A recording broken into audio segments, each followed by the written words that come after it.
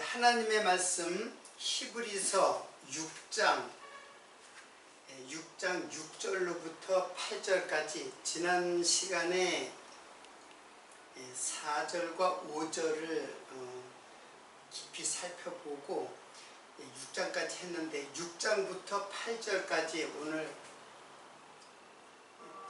공부하도록 하겠습니다.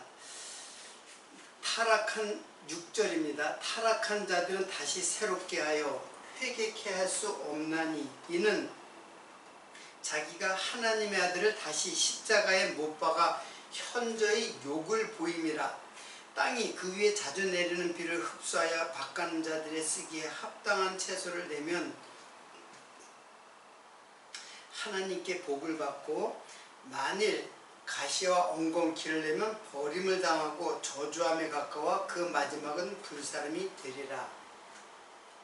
자, 지난 시간에는 4절과 5절을 통해서 이스라엘 백성들이 애굽을 탈출하여 가나안까지 가는 여행을 소개를 했습니다.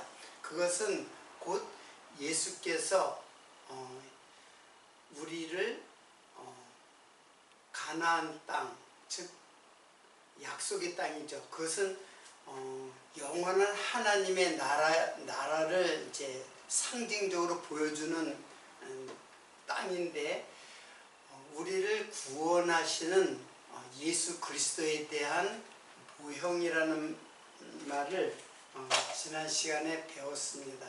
그러니까는 이스라엘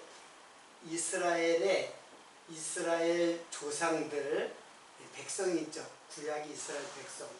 이것은 백성들의 가나안 여정,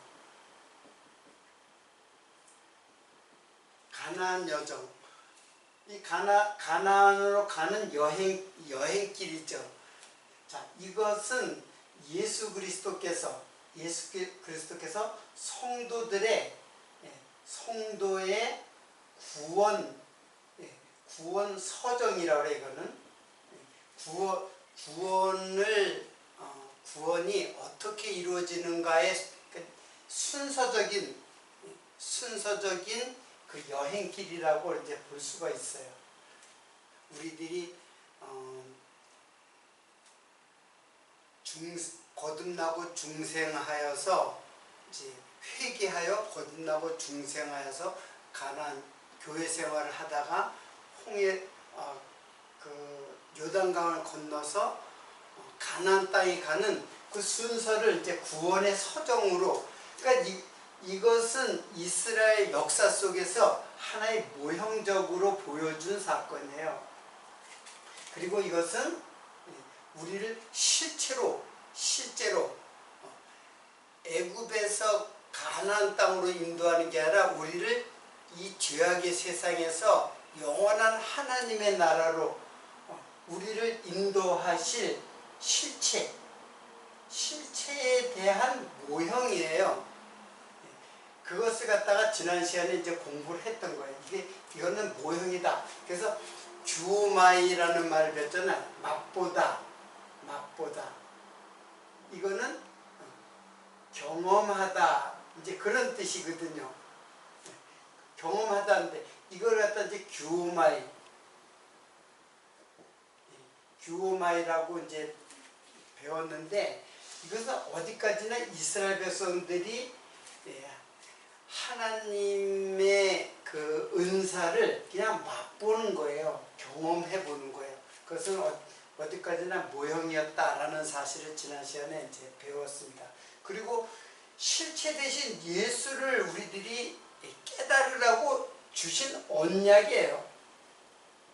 그래서 그 언약을 성취하시는 예수 그리스도를 깨달아야 돼요. 예수 그리스도를 깨달아야 정말로 우리가 죄에서 구원을 얻는 것이지. 그래서 구원의 서정이라고 이제 하는 겁니다. 자, 이것이 지난 시간에 이제 배웠던 것인데, 자, 그리고 그렇게 맛보고도 타락한 자들은 했죠. 타락한 자들, 파라픽토라는 거는 옆으로 넘어지다라는 뜻인데 변절했다라는 뜻이에요. 즉 이렇게 하나님께서 이러한 것을 경험을 했는데도 타락했다라는 것은 예수 그리스도에게서 떨어져 나가는 현상을 말하는 거예요. 이 구약의 언약, 이게 지금 율법이잖아요. 이게 율법이에요. 구약에 속하는 율법이에요. 율법은 예수를 깨닫게 하는 것인데 예수를 깨닫지 못하면 결코 예수에게서 떨어져 나간 자가 되는 거예요. 그게 파라피토예요. 여기는 이제 타락한 자들 이렇게 번역을 했는데, 자, 그런 사람들은 회개케 할 수 없다라고 했어요. 회개하게 할 수 없다. 그래서 오늘은 회개라는 것이 도대체 무엇인가를 배우려고 오늘 시간 아마 1시간 내내 이 내용을 우리들이 이제 살펴보려고 이제 생각하고 있습니다. 자, 회개라는 것은 뜻이 뭐냐면 회개가 메타노이아예요. 이거는 이제 회개 또는 개심 이제 그런 뜻이죠. 근데 이거는 메타노에오에서 온 말이에요. 이거나 같은 말인데 이거는 명사고 요거는 동사예요. 이거는 동사예요. 그래서 이거는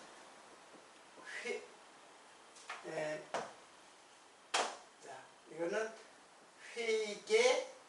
회개하다 그리고 마음을 돌이키다 이제 그런 뜻이에요. 그래서 메타노에오는 마음을 돌이키는 것을 말하는 거예요. 마음을 돌이키는 것. 마음을 돌이키는 것인데, 근데 이 마음을 돌이키는 것은 인간이 마음을 돌이킬 수도 있고 돌이키는 것이 있고 마음을 돌이키는 것이 있고 하나님께서 마음을 돌이킬 수도 있어요. 그런데 인간이 마음을 돌이키는 것은 사실상은 불가능해요. 나는 마음을 돌이킬 수 있는데 그러나 잠시 마음을 돌이켰다가도 다시 죄에 빠지게 되는 인간의 마음, 이거는 인간의 마음은 돌이켜지지를 않아요. 이게 하나님의 말씀이에요. 그러면 누가 인간의 마음을 돌이키느냐? 하나님께서 우리의 마음을 돌이켜야 돼요. 즉 신약으로 오면은 성령께서 그리스도의 영이 내 마음에 들어와야 마음이 돌이켜질 수가 있어요. 그러니까는 인간이 돌이키는 거는 결국 행위에 불과한 거예요. 그래서 마음을 돌이켜서 바른 행동을 했다가도 또다시 그 죄를 반복하게 돼요. 그러나 성령께서 우리들의 마음을 돌이키면은 절대로 다시 돌아가지를 않아요. 다시 옛날로 돌아가지를 않아요. 자, 이것이 그래서 이 마음을 돌이키는 것은 성령께서 하시는 일인데, 성령께서 우리들의 마음속에 단 한 번, 일생에 단 한 번 우리들의 마음을 돌이키는 일을 하세요. 이걸 갖다가 뭐라 하냐면 회개라 이렇게 우리는 명령할 수가 있는 것입니다. 회개라는 말은 메타노에오, 이거는 그냥 간단해요. 이 말은 간단한 말이에요. 마음을 돌이키다 그런 뜻이에요. 그러나 진짜로 마음을 돌이키는 이 일은 오직 하나님께서, 즉 성령께서만이 가능하게 하는 거예요. 우리가 스스로 돌이키는 것은 내 노력과 내 의지로는 이거는 안 돼요. 그리고 그거는 하나님께서 인정하지도 않아요. 자기가 노력해서. 그래서 자기가 마음을 돌이키는 것을 이걸 뭐냐면 자기의라고 해요. 자기의로 돌이키는 거예요. 이렇게 하면 하나님께 벌 받지? 그래서 율법을 통해서 마음을 돌이키는 거는 자기의에 해당하는 거예요. 그러나 우리를 죄에서 해방해 주신 예수 그리스도의 믿음을 가지고, 그리고 이 믿음을 가지게 되는 거는 자기의 믿음이 아니에요. 예수의 믿음이고 예수의 의예요. 예수의 의가 내 의가 아니라 예수의 의가 나를 돌이키게 하는 거예요. 그건 어디까지나 성령께서만이 하실 수 있는 일이에요. 그리고 이 일은 단 한 번 일생에, 우리들의 생애 속에서 단 한 번 이루어져요. 그것은 어디서 이루어지냐면 예수 그리스도께서 십자가에 못 박아 죽으실 때, 바로 내가 거기서 함께 죽고, 그리고 예수님이 부활하실 때 나도 그와 함께 부활하는 거예요. 그걸 이스라엘 백성들의 역사 속에서는 홍해 사건이에요. 이게 바로 홍해 사건이, 지금 이 사건은 홍해에서 이스라엘 백성들이 경험했던 거예요. 맛본 거예요. 홍해에서 맛본 건데, 이것을 실제로 성령께서 내 마음속에서 세례가 이루어져요. 홍해가 이게 세례라고 했잖아요. 세례는 단 한 번 이루어지죠. 단 한 번 이루어져요. 자, 그러한 홍해 세례를, 이게 회개에 해당되는 거예요, 이것이. 그러니까 홍해 세례를 받은 사람이 다시 애굽으로 돌아갈 수 있어요? 그건 불가능하죠. 홍해 세례를 홍해를 어떻게 건넜어요? 하나님의 권능으로, 하나님의 디나미스, 하나님의 능력으로 거기를 건넜잖아요. 근데 자기가 돌아갈 수 있어요? 못 돌아가요. 그러니까 한 번 세례를 받은 사람은 세례를 또 받고 하질 않아요. 단 한 번 받아요. 나는 세례를 갖다가 이 교회에서도 받고 저 교회에서도 받고, 저 같은 경우만 해도 교회에서 고등학교 때 세례를 받았어요. 근데 군대 가서 또 세례를 받으라는 거야. 강제로, 군대에서 강제로 세례를 받으라 해서 할 수 없이 세례를 받아요. 그것도 세례가 아니라 침례였어요. 그래서 목욕탕에다가 물을 잔뜩 가져놓고 침례를 또 받았어요. 그러면 세례나 침례나 똑같은 거거든요. 그러면 세례를 왜 두 번, 세 번 받아도 받느냐? 우리들이 그 믿음의 그 구원의 서정에서는 단 한 번 중생, 즉 거듭나게 돼요. 이것이 바로 세례예요. 세례, 거듭나는 것이. 그래서 죽었던 자가 부활한다는 얘기예요. 그래서 세례는 죽고 부활하는 것을 말해요. 그래서 죽고 부활했는데 그 부활한 그게 바로 회개에 해당하는 거예요. 여기서 돌이키는 거예요. 그러니까는 회개는 내 마음을 돌이키는다는 그런 단어지만은 사실은 어떤 뜻이에요? 예수 그리스도와 함께 죽고 예수 그리스도와 함께 부활한 사건으로 우리는 세례를 받고, 그리고 회개하게 돼요. 돌이키게 돼요. 그 다음부터는 누가 인도하느냐? 그 다음부터는 예수 그리스도의 믿음이 나를 이끌어가야, 믿음이, 즉 예수의 의가 쉽게 예수님께서 나를 이끌어가는 거예요. 내 마음을 이끌어가요. 그러니까 내가 돌이킨 거는 자꾸 실패를 하죠. 계속 실패를 반복해요. 자기 의는 계속 실패를 반복해요. 그러나 하나님께서 내 마음, 예수님께서 내 마음을 돌이키게 되면은 우리는 절대로 돌아서질 않아요. 예수에게서 다시 돌아서지를 않아요. 예수 믿다가도 타락한 사람이, 우리가 이렇게 현상적으로는 그런 사람도 있을 수 있어. 예수를 잘 믿었어요. 학창시절 예수 좀 잘 믿고, 그리고 예수님을 잘 믿고, 그러다가 사회생활 하다 어느 순간에 예수를 멀리하고 교회도 안 다니고 타락한 생활을 막 해요. 그러면 저 사람 예수를 잘 믿었다가 타락했으니까는 저 사람 구원받지 못한다.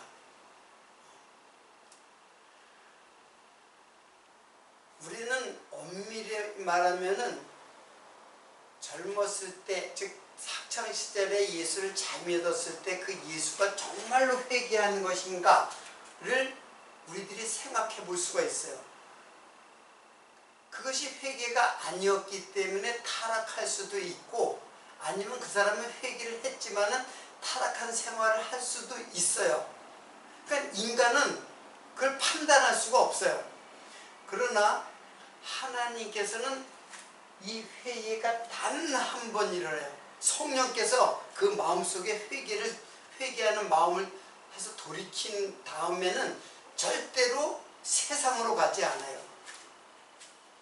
그러나 우리의 행위를 보면은 세상으로 갈 때도 있고, 또다시 열심히 예수를 믿을 때도 있고 그렇잖아요. 우리 신앙생활을 할 때도 예수를 잘 믿다가도 타락한 생활을 하면서 죄를 지을 때도 있어요. 그러면 이걸 어떻게 이해를 해야 되느냐 하는 문제예요. 그래서 이 회개라는 문제는 정말로 신중하고 우리 구속의 결정적인 그 돌이킴이거든요. 세상을 향하던 자. 어떤 거냐면 우리 인생은 다 세상을 향하는 자였어요. 그리고 이게 다 죽은 자였어요. 세상을 향한 자이고 죽은 자였어요. 그런데 예수 그리스도께서 죽으심과 함께 부활한 성도는 이제 하나님의 나라, 그리고 이제 산 자가 되었죠. 산 자가 되었어요. 하나님을 향하여 죽은 자에서 이게 부활한 자거든요. 이게 회개에 해당하는 거예요. 부활. 그래서 제가 세례라는 것은 이게 예수와 함께 죽고 부활한 자. 그래서 이거를 중생이라고 이제 제가 설명을 한 거예요. 그러니까 이 중생과 부활은 같은 거예요.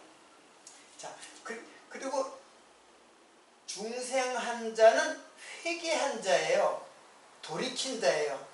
즉 애굽에 살다가 돌이켜가지고 예수와 함께 회개를 하고 중생한 자예요. 자, 그리고 이런 자가 부활한 자예요. 그래서 이 내용은 다 같은 거예요. 그리고 동시에 일어나요. 순간적이고 동시에 일어나요. 회개한 다음에 중생하고, 중생한 다음에 부활하고, 이런 순서적인 것 같지만은 사실은 이게 다 동시에 일어나는 하나의 사건이에요. 이게 이제 회개에 해당하는 거예요. 이게 바로 하나님 나라에 들어간 자예요. 근데 이게 다시 돌아갈 수가 없어요. 세상으로 다시 돌아갈 수가 없어요. 즉 애굽에서 홍해를 건넌 자가 광야로 들어갔잖아요. 근데 광야에서 다시 애굽 애굽으로 돌아갈 수 없어요. 홍해 바다를 어떻게 건너는데 물이 갈라져 가지고 거기를 다 건넜는데 어떻게 다시 돌아가요? 그러니까 다시 돌아갈 수 있는 것이 아니다라는 것을 설명하는 것이 바로 홍해 사건이에요. 그러니까 한 번 돌이킨 사람은 다시 애굽으로 돌아갈 수 없다. 즉 이게 구원의 확신이에요. 구원의 확신. 이 구원의 확신은 내가 확신을 하는 것이 아니라 하나님께서 확정하신 거예요. 그 확정한 것을 우리가 믿는 게 이제 구원의 확신이죠. 절대로 하나님 나라의 백성들은 절대로 세상의 나라로 돌아갈 수가 없어요. 즉 예수 그리스도로 말미암아 회개한 자들은 절대로 천국에 들어가지 절대로 저주의 심판을 받지 않는다라는 거예요. 자, 그러면 어떻게 그렇게 확신하고 있냐? 사실은 성경 도처에 그런 말씀의 증거가 있는데 아주 결정적인 증거를 제가 한 말씀을 여러분에게 소개하겠습니다. 그것이 뭐냐면 누가복음 15장 1절로부터 7절까지예요. 자, 거기를 한번 보겠습니다.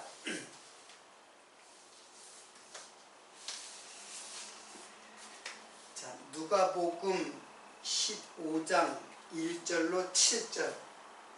자, 사실은 누가복음 15장 전체 1절부터 32절까지는 세 개의 비유가 나와요. 비유 3개가 나와요. 예수님께서 직접 하셨는데, 자, 그 비유는 사실은 같은 내용을 3개의 비유로 다 설명한 거예요. 그러니까 이 3개의 비유는 다 하나의 의미를 설명하는 거예요. 그게 뭐냐면 바로 회개에 대한 비유예요. 자, 그러면 그게 회개에 대한 비유인가 우리 한번 살펴보도록 하겠습니다. 15장 1절로부터 7절. 일단 7절까지만 보겠습니다. 이거 다 설명을 해야 되는데 일단 요것만 7절까지만 소개를 하겠습니다. 모든 세리와 죄인들이 말씀을 들으러 가까이 나오니 바리새인과 서기관들이 원망하여 가로되 이 사람이 죄인을 영접하고 음식을 같이 먹는다 하더라. 예수께서 저에게 비유로 이르시되 너희 중 어느 사람이 양 100마리가 있는데 99마리를 들에 두고 그 잃은 것을 찾도록 찾지 아니하느냐. 또 찾은즉 즐거워 어깨에 메고 집에 와서 그 벗과 이웃을 불러 모으고 말하되 나와 함께 즐기자. 나의 잃어버린 양을 찾았노라 하리라. 내가 너에게 이르노니 이와 같이 죄인 하나가 회개하면 하늘에서는 회개할 것 없는 의인 99을 인하여 기뻐하는 것보다 더 하리라. 자, 이런 그 비유의 말씀을 주님께서 하셨어요. 자, 지금 이게 무슨 말이냐면은 양을 갖다가 양 100마리가 있는데 잃어버린 양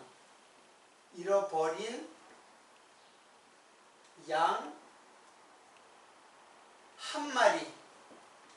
자, 100마리에서 잃어버린 양 한 마리니까 여기는 99마리가 되겠죠. 여기는 99마리가 되겠죠. 그런데 목자가 이 양을 버려두고 한 마리 잃어버린 양을 찾아 나서는 거예요. 여기서 목자와 양은 예수 그리스도와 하나님의 백성을 상징적으로 보여주고 있어요. 하나님의 백성, 양은 하나님의 백성을 상징적으로 비유를 말씀하시는 거예요. 그런데 왜 99마리를 두고 한 마리를 찾으러 나셨는가? 여러분 생각해 보세요. 이게 귀하겠어요? 이게 귀하겠어요? 99마리가 귀하죠. 99마리가 귀하다는 것은 이거는 세상을 말하는 거예요. 세상은 모두 숫자에 의해서 그 가치를 부여하게 되죠. 겨우 한 마리 때문에 9마리 갖다 다 버리죠. 99마리 다 다른 그 일이나 늑대가 잡아가면 어떻게 해요? 한 마리 잃어버렸으면 끝이지 9마리를 보호해야 되잖아요. 목자는. 그런데 예수님께서 뭐라고 그랬냐면 이거 버려두고 한 마리를 찾으러 나셨다 그랬어요. 그런데 거기 보니까는 99마리를 들에 두고 이른 것을 찾도록 찾아다니지 아니하느냐. 또 찾은지 즐거워요. 어깨에 메고 집에 와서 그 벗과 이웃을 불러 모으고 말하되 나와 함께 즐기자. 나의 잃어버린 양을 찾았노라 하리라. 내가 너희에게 이르노니 이와 같이 주인 하나가 회개하면, 자, 주인 하나가 회개하면 거기 나오죠. 하늘에서는 회개할 것 없는 의인 99을 인하여, 자, 여기 의인 99마리로 인하여 하늘에서는 하나님께서는 이것보다 이것을 더 기뻐한다고 그랬어요. 자, 여기서 죄인 하나가 회개하면 하나님께서는 회개할 것 없는, 자, 여기 의인을 어떻게 표현하냐면 회개할 것 없는 그런 표현을 했어요.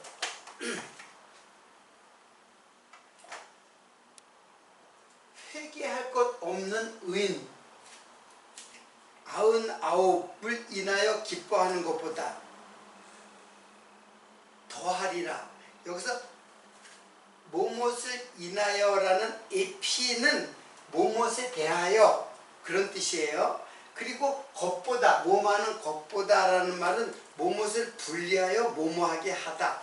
그러니까 여기 A와 B를 분류를 한 거예요. 이것도 이거 기쁜 것보다 이게 기쁨이 더하다 그런 뜻이 아니라 A와 B를 분류를 해서 기뻐하게 하다. 요거를 분리해서 이걸 기뻐하게 하다. 그러니까 이것을 기뻐하는 게 아니에요. 이걸 지금 기뻐하는 거예요. 근데 여기 중요한 것은 회개할 것 없는 의인이라는 말이 있어요. 이게 99마리거든요. 그리고 처음에 시작할 때 세리와 죄인들의 말씀을 들으러 가까이 오니까 바리새인과 서기관들이 원망하여 가로되 이 사람이 죄인을 영접하고 음식을 같이 먹는다 하더라. 자, 예수님께서는 지금 여기를 뭐라고 했냐면 바리새인과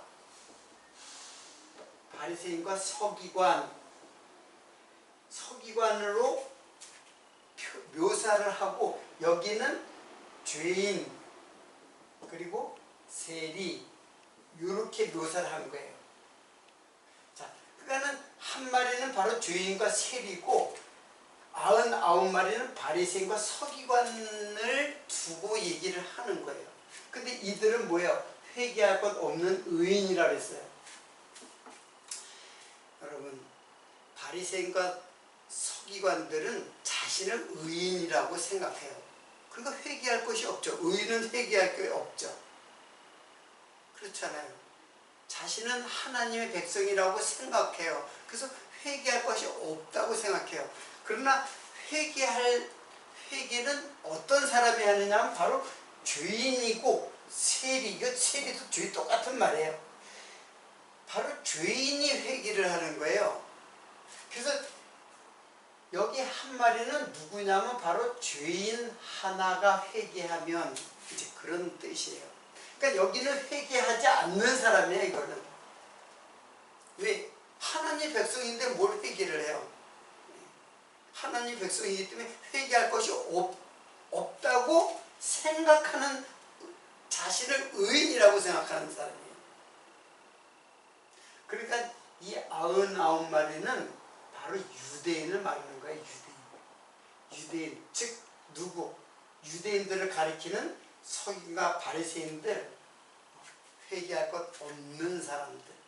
그리고 진짜로 회개할 사람은 누구? 주인 하나가 회개하면 이러죠. 그러니까 잃어버린 어린 양을 목자가 찾는 것이 회개예요. 그러니까는 목자가 나를 찾는 것이 회개지 내가 목자를 찾아가는 것이 회개가 아니에요. 이게 회개의 정의예요. 회개의 진의예요. 진리의 뜻이에요. 회개는 양이 목자를 찾아가는 게 아니에요. 회개는 누가 해요? 예수님께서 나를 찾는 것이 회개예요. 그래서 회개라는 말이 여기에 나오는 거예요. 드라크마의 비유를 한번 보세요. 거기 드라크마 하나 누가복음 15장 8절에 보면은 어느 여자가 10드라크마가 있는데 하나를 잃으면 등불을 켜고 집을 쓸며 찾도록 부지런히 찾지 아니하겠느냐. 또 찾은즉 벗과 함께 불러 모으고 말하되 나와 함께 즐기자. 잃은 드라크마를 찾았노라 하리라. 내가 너에게 이르노니 이와 같이 죄인 하나가 회개하면 하나님의 사자들이 앞에 기쁨이 되느니라. 자, 지금 드라크마 하나가 바로 죄인 하나라고 했어요. 그렇죠. 똑같은 말이에요.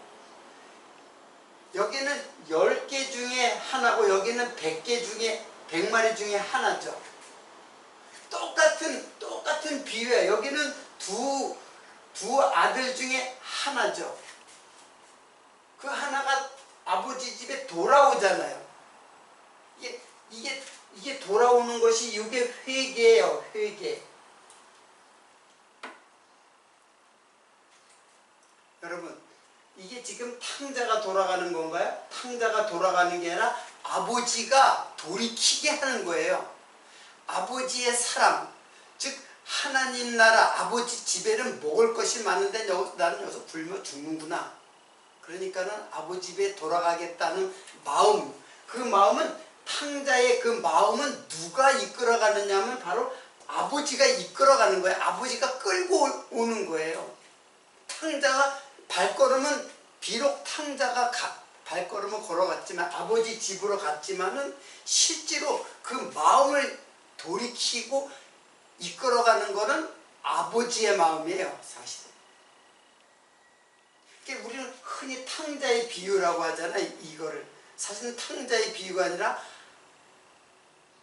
은혜로우신 아버지의 비유예요. 주인공은 아버지예요. 탕자가 주인공이 아니라. 이게 회개예요. 회개. 그러니까 회개는 단 한 번 이루어져요. 일생에 단 한 번 이루어져요. 그러니까 그거를 보통 사람들은 회개하고 또 하나님에게 기도하고 또 죄를 짓고 또 죄를 지고 또 회개하고. 아니에요. 우리의 죄는 이 회개함과 동시에 모든 죄가 다 도말돼 버렸어요. 단 한 번에 예수님 십자가에 돌아가실 때 우리의 죄가 다 도말됐어요. 더 이상 회개할 게 없어요. 그러니까 진정한 회개는 단 한 번, 우리 일생에 언제 일어난지 모르지만은 그때 일어난 거예요. 이때 새롭게 탄생한 거예요. 죽은 자가 새롭게 탄생한 거예요. 다시 부활한 거예요. 그것이 회개. 그래서 제가 제목을 일생 동안에 단 한 번 이루어진다. 예수님도 십자가에 구약의 제사는 매번 계속 드리죠. 안식일마다 드리고 매일 드리고 안식일마다 드리고 매달 드리고 절기마다 드리고 그리고 1년에 한 번 대제일에 제사를 매년 드려요. 근데 예수 십자가에서 여러분 제사가 얼마나 복잡한지 몰라요. 종류도 굉장히 많아요. 속죄제, 속건제, 속죄제. 그런데 절기마다 드리고 근데 십자가에서 단 한 번 이제 모든 제사 다 필요 없다. 예수님 십자가에서 단 한 번 영원한 제사의 제물이 되신 그 제물로 해서 우리의 죄가 단 한 번의 회개로 말미암아 우리가 구원을 얻게 되는 것입니다. 그래서 이 회개라는 말은 우리 구속에서 가장 중요한 단어 중에 하나예요. 단어의 뜻은 간단하죠. 단어의 뜻은 그냥 돌이킨다라는 뜻이거든요. 마음을 돌이킨다라는 뜻이거든요. 근데 그 마음을 돌이키는 그 주체, 주관자가 누구냐면 바로 성령 하나님이에요. 예수 그리스도의 영을 갖다 우리 마음속에 넣어주셔가지고 십자가의 보혈의 은혜를 깨닫고 나니까는 회개가 이루어진 거예요. 그래서 옛사람이 죽고 새사람이 다시 탄생하는 새로운 피조물이 된 자 다시 회개할 수가 없어요. 회개하는 것이 아니에요. 그러면 성도가 또 죄를 짓잖아요. 그럼 또 그 회개해야 되지 않는가? 아니에요. 그 죄는 이미 다 용서받은 죄이기 때문에 회개가 필요한 거 아니에요. 다만 죄를 고백할 수는 있어요. 하나님께서 예수 그리스도의 보혈의 은총으로 나를 구원했는데 또 죄를 지었습니다. 나는 어쩔 수 없는 죄인입니다. 어떻게 나 같은 자를 예수 그리스도를 보내어 주셔서 나를 구원했습니까? 그 은혜가 넘치는 고백이 일어나요. 고백은 일어날지언정 회개를 하는 것이 아니에요. 그거는 회개는 일생에 단 한 번 일어나는 우리 구원의 서정에서 가장 중요한 그게 바로 홍해를 건너는 사건이에요. 자,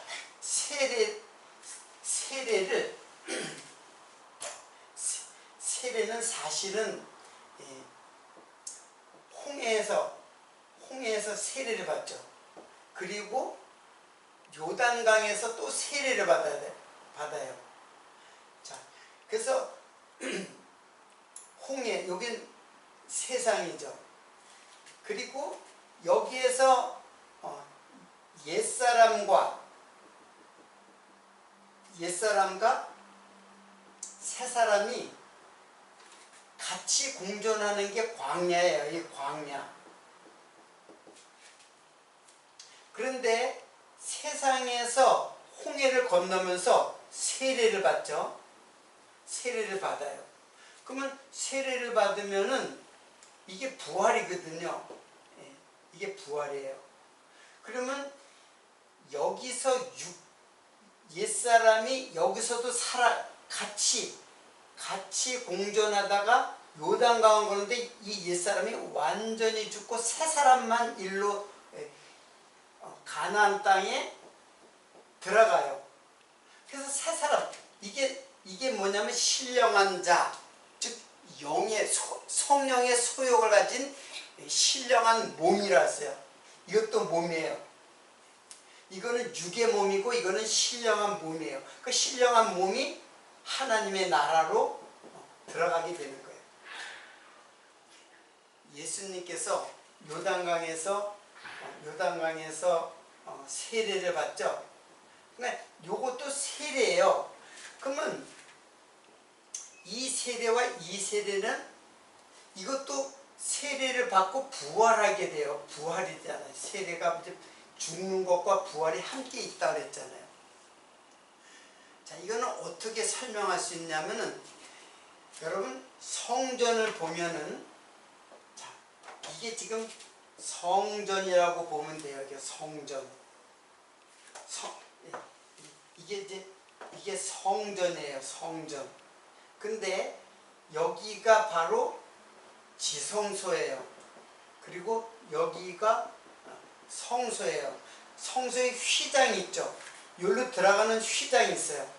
첫 번째 휘장이 있고 두 번째 휘장이 있어요. 성소와 지성소를 나누는 두 번째 휘장이 있어요.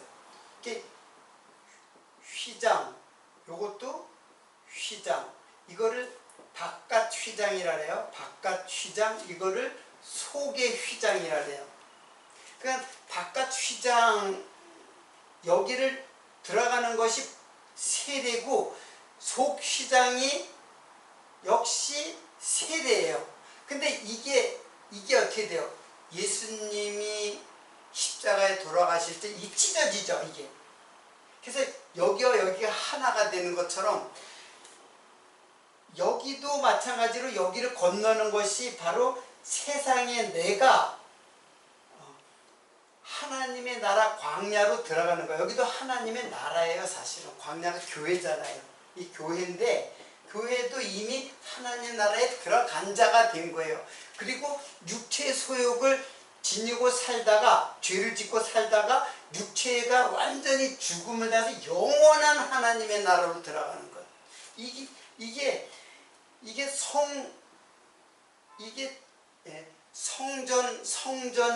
성전과 이스라엘 백성들의 그 가나안 여정과 성도의 구원 여정과 똑같이 퍼즐이 맞춰져 있는 거예요.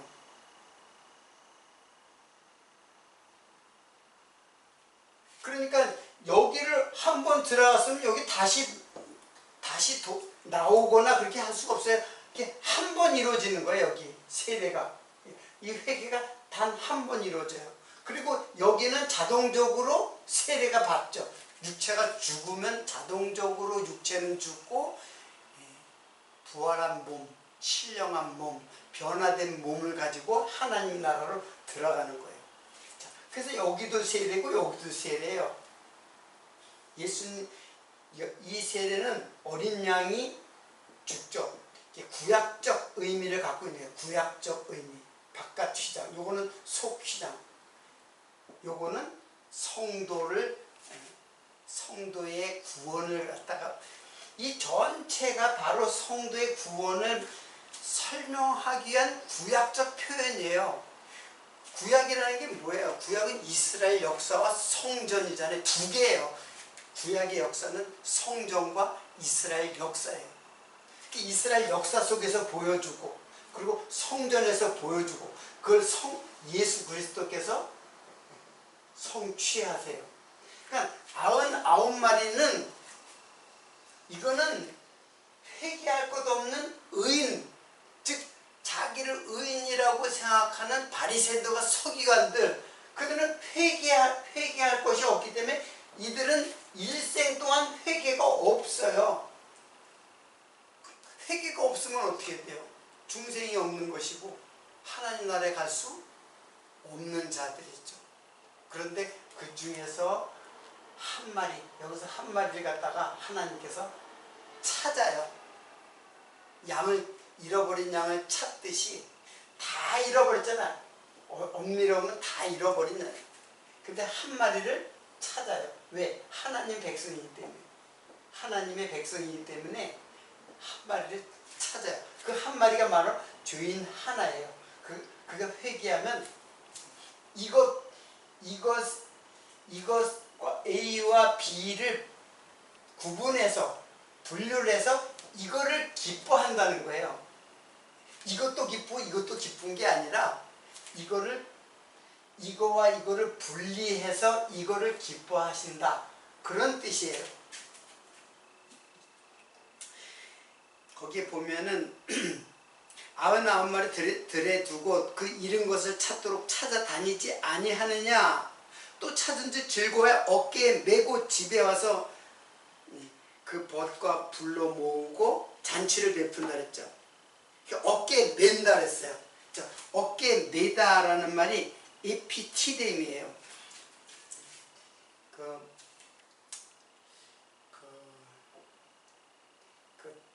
저기 동굴에 이제 기독교인들이 박해를 피해 가지고 지하 분묘로 들어가서 거기서 예배를 드는데 거기에 유적을 그림들 부조로 된 거를 이제 사진에서 본 적이 있는데 그가 목자가 양을 갖다가 양의 양쪽 네 다리를 갖다 탁 어깨에 딱 메고 씩씩하게 걸어가는 모습이 거기에 부조되어 있는 것을 이제 사진으로 본 적이 있어요. 예수님께서 나를 어깨에다 턱 메고 그리고 나를 찾았구나. 그럼 나는 회개하게 된 거죠. 그게 여기 어깨를 메다라는 말이 에피티뎀인데 그건 입다라는 뜻이에요. 입다. 메다라는 뜻도 되지만 입다. 뭘 입어? 옷을 입는 것처럼.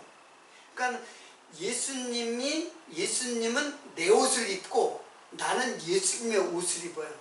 그게 뭐냐면은 예수님이 육체의 내 옷을 입은 것이고 나는 예수 그리스도의 의의 옷을 입은 거예요. 그래서 하나가 되는 거예요. 예수와 목자와 양이 하나가 된 것처럼 예수 그리스도와 내가 하나가 되는 거예요. 이게 회개예요. 그러니까 이건 한 번 이루어지죠. 언제? 그 회개는 언제 이루어졌는지 자기도 모를 수가 있어요. 언제 내가 하나님의 백성이 되는지 그 순간을 모를 수가 있어요. 재미난 것이 여러분 생일을 어떻게 알아요? 내가 태어난 생일을 어떻게 알아요?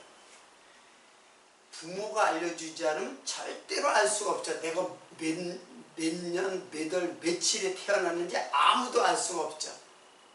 근데 부모님이 알려주잖아요. 너 53년 1월 16일 너 태어났어. 정월대보름에 태어났어. 그렇게 얘기하니까는 내 생일이 그때로구나. 그렇게 알 수 있잖아요. 근데 부모님이 얘기를 안 하면은 알 수가 없죠. 그러니까는 내가 언제 회개해가지고 중생해가지고 부활했는지 모를 수가 있어요. 내가 그때 부흥회 때 내 마음이 뜨거워졌다. 그게 꼭 회개라고 볼 수도 없어요. 회개가 언제 일어나느냐? 사실은 이 사실을 깨닫는 것, 이 사실을 지금 이 말씀을 깨닫는 것이 그것이 바로 우리가 회개하는 것이에요. 엄밀히 말하면은 이 말씀을 하나하나 깨달아 나갈 때 어느 순간에 내가 하나님의 백성이구나. 변치 않는 하나님의 그 변할 수 없고 다시 돌이킬 수 없는 하나님의 은혜와 사랑, 변치 않는 사랑, 변개하지 않는 그 사랑, 그것이 내 마음에 밀려 들어올 때 내가 그때 부활한 거예요. 사실은 그걸 깨닫는 순간, 그 깨달음이 회개지 어떤 행동의 회개가 아니에요. 행위가 회개. 행위는 계속 변할 수 있고 마음에 따라서 자꾸 변해거든요. 우리의 마음에서 행위는. 그러나 하나님께서 이 마음의 그 천둥처럼 울려진 그 중생의 그 기쁨, 부활의 그 기쁨은 그거는 우리 마음에 깊이 돌에 새겨진 것처럼 우리 마음비에 깊이 새겨진 거예요. 그래서 절대 변하지 않아요. 오늘의 말씀을 마치면서 여러분, 우리가 예수를 믿는다고 하는데 정말 예수를 믿는다는 것은 어떤 것입니까? 구체적으로는 회개예요. 예수를 믿는다는 것은 회개했기 때문에 믿는 거예요. 그 회개가 여러분의 마음속에서 진정으로 이루어지는 신비스러운 역사가 비록 이전에는 회개가 안 이루어졌을지 몰라도 이 말씀을 깨닫는 여러분의 마음속에 진정 회개의 마음이 일어나기를 간절히 바라면서 오늘 말씀 마치도록 하겠습니다.